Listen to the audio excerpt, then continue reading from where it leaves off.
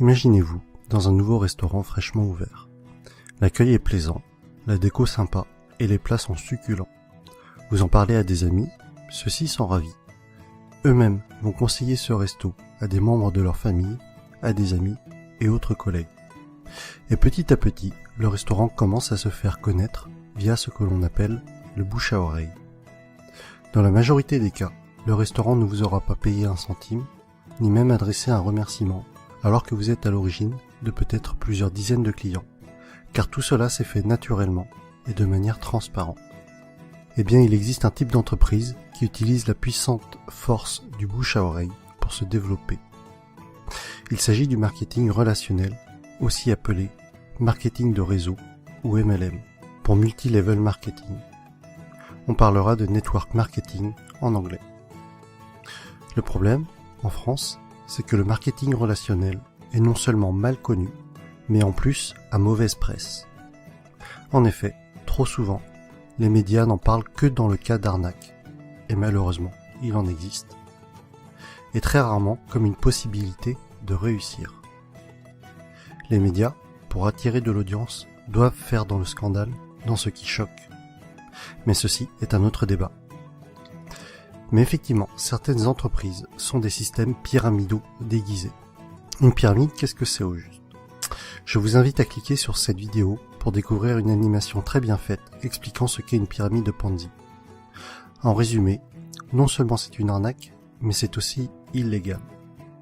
Le système est basé sur la promesse de faire de miraculeux retours sur investissement, juste avec de l'argent que tout nouvel entrant va apporter. Autrement dit, l'argent des nouveaux paye le bénéfice des anciens. Et si, à un moment donné, les entrants ne sont pas assez nombreux, eh bien la pyramide s'écroule, car les anciens ne perçoivent plus d'argent. Ce qui est important à comprendre est que lorsque vous entrez dans une entreprise de marketing relationnel, vous êtes avant tout le distributeur d'un produit réel, le représentant d'une marque. Sans produit, ou avec un produit fictif, on rentre alors dans un système pyramidal. D'autre part, dans une pyramide, les anciens sont forcément plus riches que les nouveaux. Dans le MLM, même si plus vous rentrez tôt, plus vous êtes avantagé, cela ne garantit pas du tout votre succès. Un nouveau filleul peut très bien mieux développer son affaire et faire mieux que son parent. Ainsi, dans une entreprise de marketing relationnel, tout le monde est au même stade au début, mais plus elle va grossir et plus elle va avoir d'impact et être puissante. C'est vraiment la force du réseau qui fait qu'une MLM est puissante. Et Robert Kiyosaki insiste vraiment sur ce point dans le livre « L'entreprise du XXIe siècle ». Le pouvoir n'est pas dans le produit, mais dans le réseau. Pour en revenir à ce que l'on évoquait au début de la vidéo, le bouche à oreille est le principal véhicule de communication d'une société de marketing relationnel, si bien qu'il n'y a pas ou peu de publicité.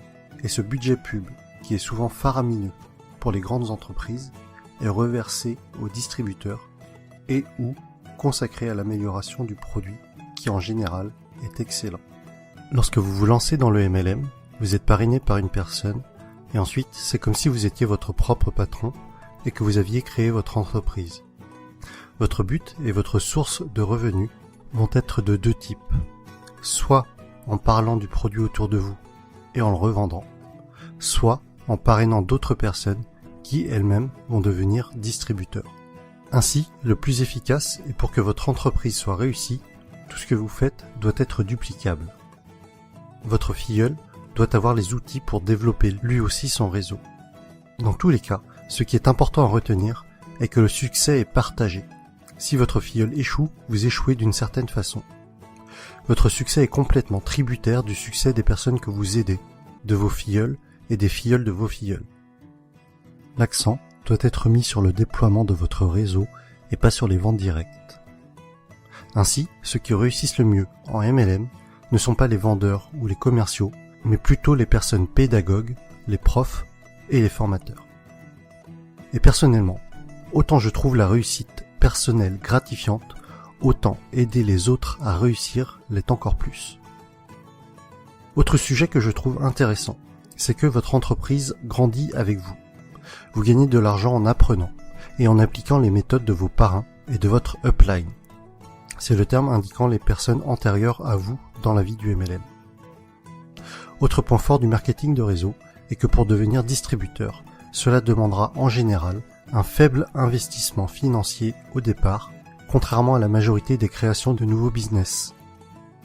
Aujourd'hui, si vous comptez ouvrir une franchise du type McDo, Subway ou Starbucks, il vous faudra probablement plusieurs centaines de milliers d'euros, alors qu'en MLM, cela vous demandera la plupart du temps quelques centaines d'euros. Ensuite, tout est préparé pour vous. Vous allez avoir votre propre boutique en ligne, tout un tas de plans de formation pour vous, mais aussi pour vos filleuls, ainsi que différents kits de présentation. Un autre point essentiel, et qui pour moi m'attire beaucoup, les entreprises de marketing relationnel offrent des paliers au niveau de leur plan de compensation. Pour être plus précis, à partir d'un certain nombre de filleuls, et sans compter les éventuelles primes bonus, vous allez toucher un revenu résiduel, encore appelé revenu hors exploitation, c'est-à-dire un revenu passif. Les bonnes MLM sont donc de formidables véhicules vers l'indépendance financière de fait de ce revenu passif engendré par le parrainage d'autres personnes. Je rajoute que les MLM sont un type d'entreprise qui a une croissance des plus fulgurantes à l'échelle mondiale ces dernières années. Aux USA, ça a vraiment explosé depuis les années 90. Et avec Internet, c'est encore plus facile d'augmenter son réseau qu'auparavant. De plus, c'est une activité que l'on peut tout à fait démarrer sur notre temps libre pour un revenu complémentaire au début. Il faudra alors se déclarer en auto-entrepreneur avec le statut de VDI, c'est-à-dire vendeur à domicile indépendant. J'insiste tout de même sur le fait de bien vérifier un certain nombre de points avant de vous engager dans une entreprise de marketing relationnel, afin de ne pas tomber sur une pyramide Ponzi déguisée. Voici le type de questions qu'il faut vous poser avant de vous engager dans une entreprise de ce type. Est-ce qu'il y a des bureaux réels? À quels endroits géographiques? Se trouve-t-il dans des paradis fiscaux? Quel est l'historique de l'entreprise? Quelle est la réputation de cette entreprise? Quels sont les avis d'autres personnes sur celle-ci? En conclusion, et si vous avez suivi mon défi personnel, je pense que vous commencez à comprendre pourquoi est-ce que ce type d'entreprise m'intéresse fortement. Travailler pour ses propres rêves et non pas ceux de quelqu'un d'autre. La possibilité d'avoir des revenus passifs avec cet objectif d'indépendance financière. Partager le succès. Vous savez, à la base, ma chaîne YouTube est quand même le partage des bonnes pratiques, d'idées inspirantes. Alors si en réussissant dans un domaine, j'arrive à aider d'autres personnes à réussir également, alors j'en serais sincèrement ravi. Autre point que l'on avait évoqué, c'était de gagner de l'argent tout en apprenant. Le message que j'y vois derrière cela est celui que Jim Rohn a souvent répété, que plus vous vous développerez personnellement, plus cela attirera le succès. Et enfin, des horaires libres. Cela signifie que je pourrais aller chercher ma fille à l'école. Et voilà pour cette vidéo sur le marketing relationnel. J'espère que le public francophone comprendra mieux ce qu'est le MLM avec cette vidéo. Pour ma part, il y a quelques mois encore, je dois vous avouer que je faisais partie des personnes qui rejetaient le sujet, ne comprenant pas en quoi cela consistait, et sûrement aussi parce que je ne voulais pas comprendre, et que je gardais en tête ce que les médias véhiculaient. Mais que ce soit Jim Rohn, Tony Robbins, Les Brown, c'est-à-dire tous les motivational speakers que je suis régulièrement, mettent en avant ce type d'entreprise. Et après mes lectures de l'entreprise du 21e siècle, de Robert Kiyosaki, et de 45 secondes qui changeront votre vie, de Don Faya, j'ai finalement changé d'avis sur le sujet et je suis décidé à me lancer.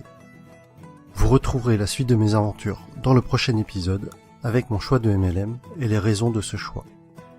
Si vous aussi, ce concept d'entreprise est nouveau pour vous et que cela vous intéresse ou qu'au contraire, vous y intéressez déjà, mettez-moi un pouce j'aime, partagez sur Facebook et abonnez-vous.